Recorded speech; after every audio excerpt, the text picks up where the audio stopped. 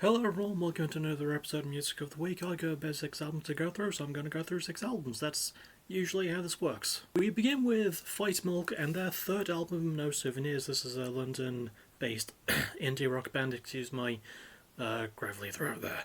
And I'm giving this one the highest grade of the episode right at the get. I'm giving it an A. Really nicely laid riff work. I like the lyrics the most, I would say. Well, I like the lyrics a lot. Really good stuff about body image and how we view others, and there's some really good, personal, feeling to the lyrics. And, stuff about more, personal topics as well. And singer-guitarist Lily Ray is fucking brilliant. I really like her cadence, but the entire band is just really great too. Really solid mix handled by Keith Matthews of Top of the Pops fame. Yeah, someone from Top of the Pops fucking mixed this album, which is kind of hilarious to me because I used to watch Top of the Pops when I was a wee baby. But really good mix on there. Really authentic sort of vibe in terms of that, and really good pacing as well. It had some really good tricks thrown in, which kept me guessing from time to time. I really like the addition of some acoustic and synth elements. I think they were worked in quite nicely.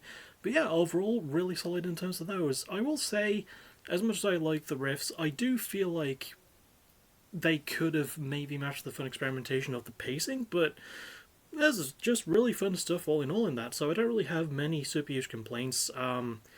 Yeah, no. Bounce and energy to the overall album, really good pacing, really great performances, love the writing, love the mix. Not really my problems. Definitely my highest recommend of the episode, spoiler alert. Next, we have from what might be maybe the biggest release of the last weekend, or maybe one of the biggest releases, Linkin Park with their new album From Zero. Linkin Park's first album with new members Emily Armstrong on vocals and Colin Britton on drums, and I'm giving it a B+. I really did enjoy the album. I feel like it's got some of the heaviest stuff that the band has done in a while. Really good riff work. Brad Delson is one of the most underrated guitarists ever. I love his work in terms of that. Really good chemistry between Emily Armstrong and Mike Shinoda, who still kills it, and Mike produces the album as well, which is really good. And I like the writing. Really good stuff about the theme of starting over, hence the album's name referencing the band's whole name of Zero with an X, but this one's spelled with a Z.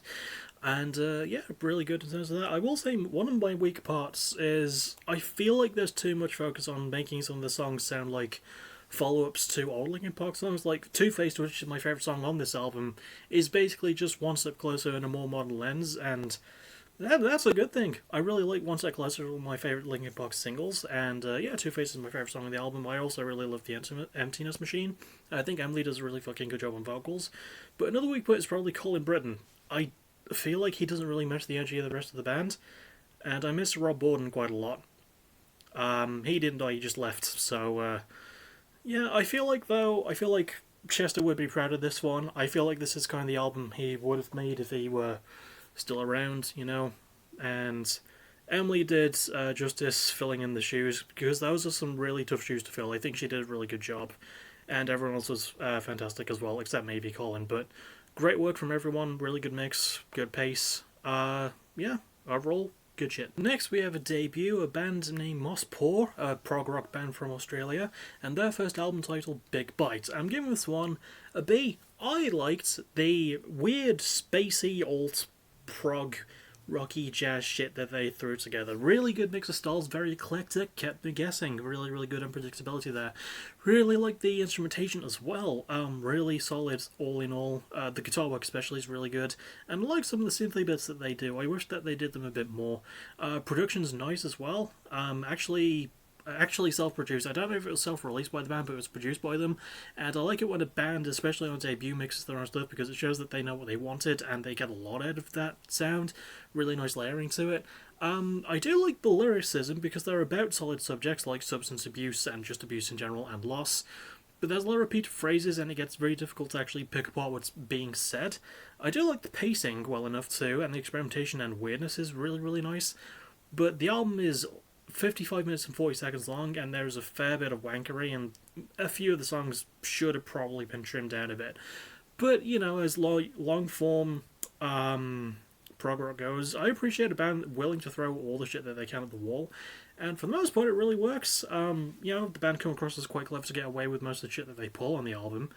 Yeah, not really many super huge complaints. Really good stuff from a debuting band from a country that puts out really good music. I love it when Australian bands do good shit, and this is an Australian band doing some really good shit.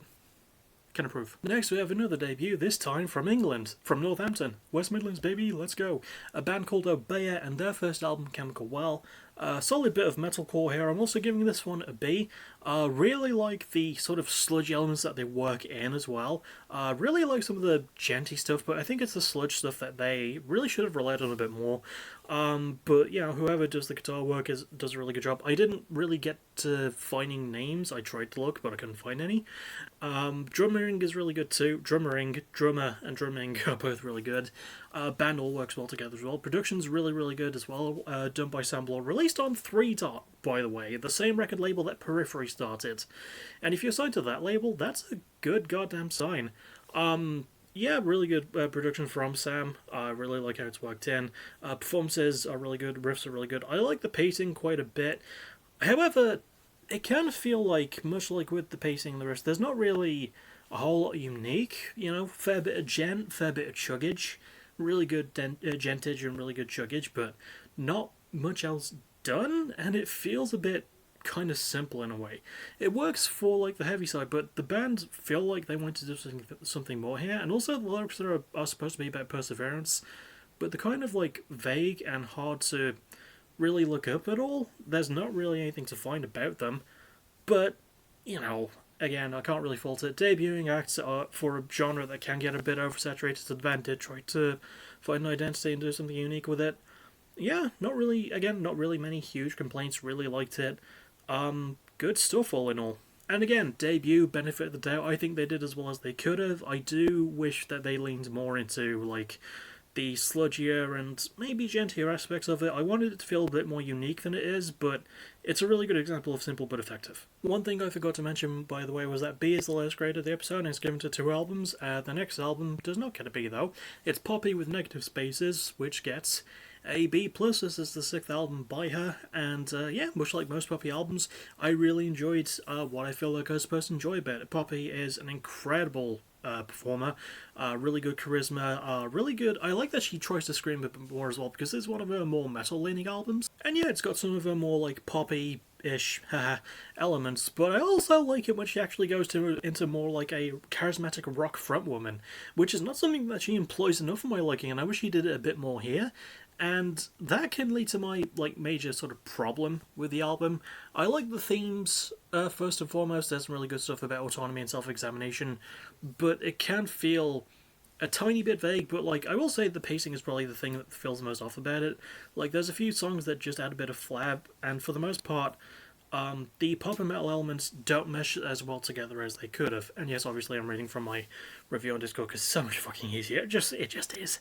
But yeah, like, even with that in mind, Poppy is charismatic enough to pull it off. She does a really good job, you know. I really like the more rock-leaning stuff she does, and production's really good too. Handled by Jordan Fisher of Bring Me the Horizon fame. He's a really good producer. Really good lyricism when there wants to be. Really good instrumentation of beats. Good sound mixing when needed. And yeah, a good performance from Poppy herself. I'll keep supporting Poppy, and I appreciate that she continues to push boundaries and to keep her audience guessing. It's always been her biggest strength, in my opinion, and I'm really, really glad that she's sticking to it. I do think maybe another like slight against the album, if you want to call it that, is the fact that it only came out a year after our last one did, but it's still a really good album, and Poppy is still a really good performer that more people should pay attention to. And finally, we have Tom Cardia with his second album, The Dance Floor at the End of the Universe. He is an Australian comedy musician. I don't really cover comedy music as much as I should, and I'm giving this one an A-. No joke, I really fucking like this one. I guess, like, maybe my main issue with the album is some of the song placement can feel a bit clunky, but that's really about it. And besides that, I don't have any super huge issues with the album. Like, the production is fantastic, self-released and self-produced by Tom. Really good guest performances from Montaigne and Mike Batts, I think his name is. And also Brian Dave Gilbert, like his song with Tom, Beautiful Mind, is amazing. My favourite song on the album is still HS, which might be my favourite Tom Cardy song all in all. I just really like the message of it. But yeah, just the production is really fucking great in this song. Love the mix, love the mixture of like sounds as well, really good elements of pop and rock and dance. All mixed quite well, even some rap here and there as well, but not a whole ton. But it's just like the production value of the album that really elevates it for me, and really good lyrics and really good themes. They're all silly stuff, because there's a song about becoming a burrito enjoying superhero in lo-fi. Hiring a close-up magician for a date in 3 hours with a close-up magician. A bunch of fucking Jack Lears and they're all playing flute. You know?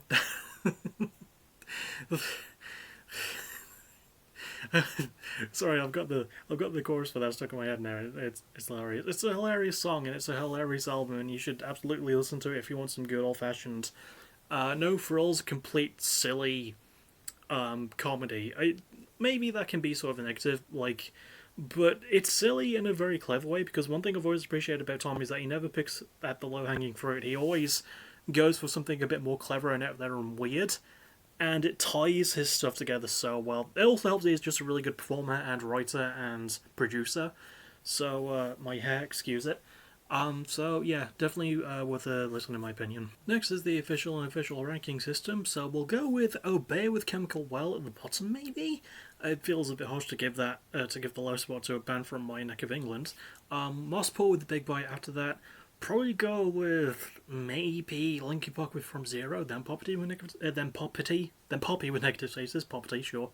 But you could interchange over those two, I won't argue. And then we'll end it with obviously Tom Cardy with The Dance Floor at the End of the Universe, and then Fight Milk with No Souvenirs. I will say though, favourite song and album cover both go to Tom Cardy. Favourite song is HS from the album, and the album gets my favourite album cover as well. Although No Souvenirs by Fight Milk is very, very close to the favourite album cover. I like the fact that all the like pictures and stuff within it actually tie to the song titles on the album, and yeah, just really good detail. Really like it when this done with like physical items as well and not with traditional art. I think that just gives it a bit more weight for me, but it's kind of hard to beat like the throwback cartoon style of Tom Cardy's one. I just really like how it looks. And that's about it. I will see you all tomorrow night for the return show of PBW vs ABW. The first episode of season 7 should be banger, and then on Saturday and possibly Sunday for more Monaco, which yours is mine. Let's play.